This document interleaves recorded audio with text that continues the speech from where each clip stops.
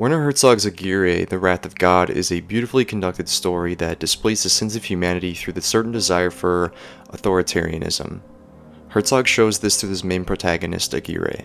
At the start of the film, Aguirre is the second in command of the expedition's team leader. The Spanish expedition team is set out to find El Dorado, the city of gold.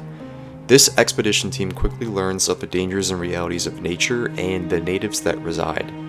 Conflict grows amongst the team when an unexpected problem occurs, with part of the group getting separated and eventually killed along the river. One who was opposed to the idea of going on the water originally was Aguirre. He shows great discord towards Pizarro and early signs of anger and violence towards those who oppose him.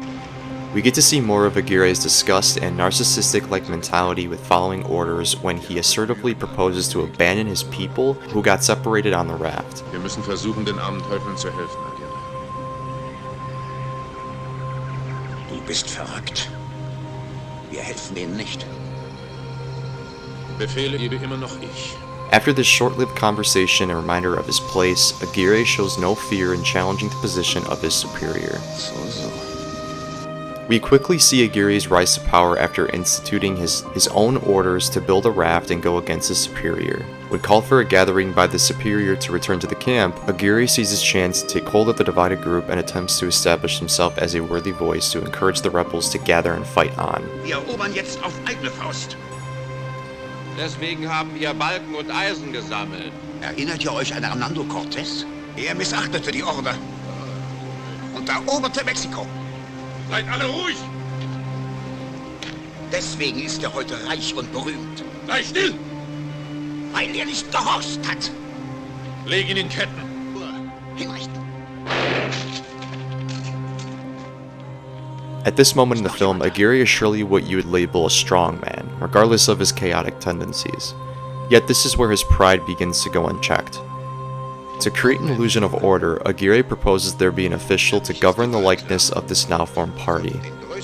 This, we learn, is only a mirage, as it is fully Aguirre pulling the strings of this new emperor.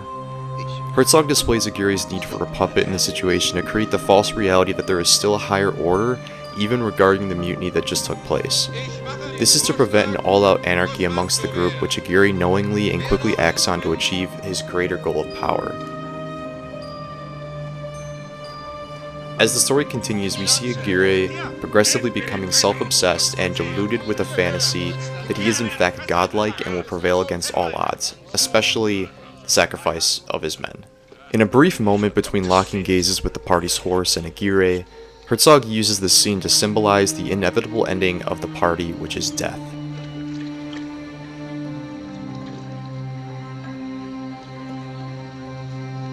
Although Aguirre has gotten as far as he has, his unavoidable conclusion is staring back at his haunting gaze.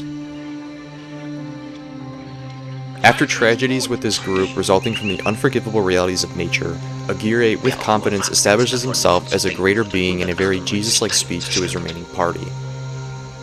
Und auf ihm wird dann so lange herumgetrampelt, bis man die Wände mit ihm streichen kann. The delusion present in Aguirre is so strong that even tragedy helps boost his ego and authority-like presence. This kind of mentality and delusion is famous amongst well-known dictators, especially Adolf Hitler towards the end of World War II.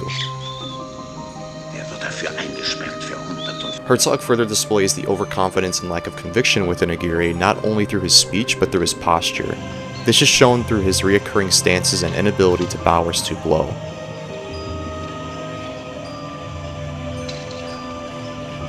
Due to this illusion, Aguirre ignores the mortality of himself and his men with their basic human needs such as food and proper hydration. This results in the overexhaustion in the crew.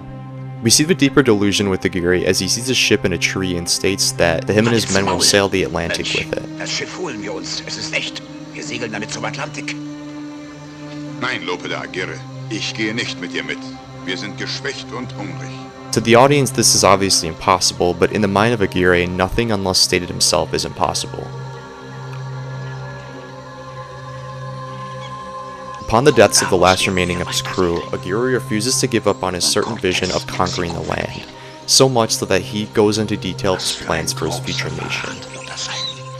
In the final moment of the film, Aguirre proposes his future plans for his nation to a monkey surrounded by other monkeys taking over the raft. Ich bin der Zorn Gottes. Throughout the film, Herzog displays time and time again the unforgiving and undefeatable characteristics that nature has on man. Aguirre's main fear is that someone else would proclaim his land if him and his party aren't quick enough to act on it now.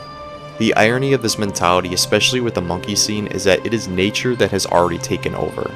Pride is the most important characteristic of a dictator such as Aguirre. His strong and overconfident presence led him his following. Yet, as we see throughout the film, if gone unchecked, a person's proudness and image of oneself can grow into a harmful self-indulgent state, as seen with Aguirre. The harmful side effects of this state by an authoritarian figure ripple onto the followers, creating a self-destructing party that never ends.